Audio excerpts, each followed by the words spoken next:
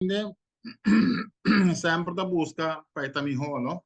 E búsqueda de placa, no solamente de placa, sino também a gente está perdendo em tudo o que a tecnologia está oferecendo hoje em dia. A Mm. placa também está um rol grande, a gente está buscando seu bem-estar de uma outra maneira, e incluso cai de ambicionante, a gente está aí bem-estar, por exemplo, também casino com ele, ou você está recebendo uma roupa, senão depois que não está logo, está virando um problema social.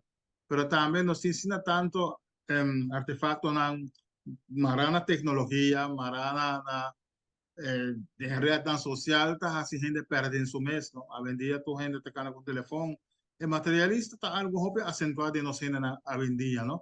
E gente não tá papo com outro mais, não tem diálogo, hasta de mesa de família, ou viajar, tu gente se dá com o telefone na mão, não tinha comunicação, mas no tempo me tava tão muito que tava tinha aparato aqui não estava tá papo com outro, e tava não estava tá junga para fora.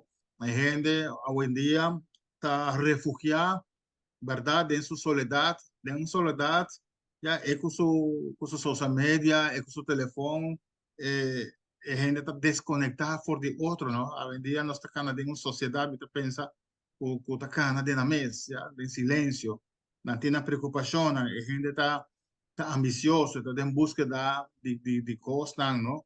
E o viaja, não te aceita satisfazer tu coisa, nós também me servir a parte de solução, de se não tanto problema que nós temos entre outros, o problema não que está fazendo separar for de outro.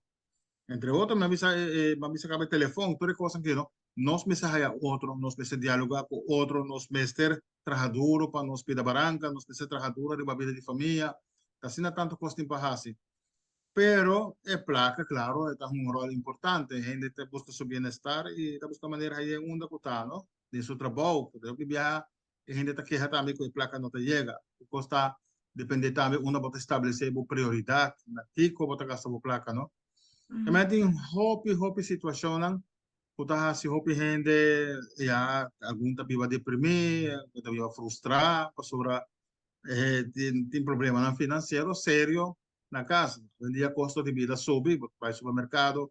Não tenho intenção de ser política, mas me também está no supermercado, me também se prestam, cada vez está mais alto, não? Cada vez eu tenho aquele florinho, duas bandas, para eu pensar que vou comprar e que vou não comprar.